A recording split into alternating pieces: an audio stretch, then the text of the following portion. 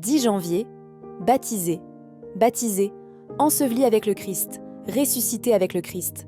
Extrait de Romains chapitre 6, les versets 3 à 6. C'était en août 1941, par une belle journée d'été. La joie remplissait mon cœur, car j'allais obéir à un commandement du Seigneur, celui d'être baptisé par immersion selon l'enseignement biblique. Quelques mois s'étaient écoulés, depuis que Jésus était vraiment devenu le Seigneur de ma vie.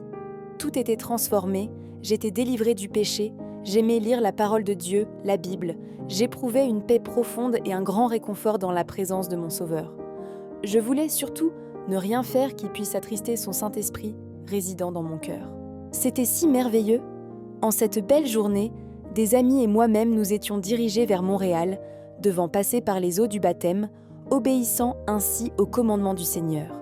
Celui qui croira et qui sera baptisé sera sauvé. Marc chapitre 16, verset 16. Comme l'apôtre Paul l'explique dans son épître aux Romains, c'est là une confession publique du miracle que Jésus opère dans nos vies. L'œuvre du salut s'était bien accomplie en moi et je ressentais constamment la présence de Dieu.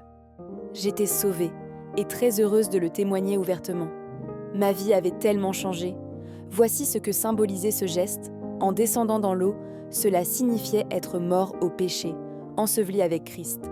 Et en y ressortant, c'était la figure de ma résurrection avec lui pour la vie éternelle. Quel privilège! J'en serai toujours reconnaissante à mon Sauveur.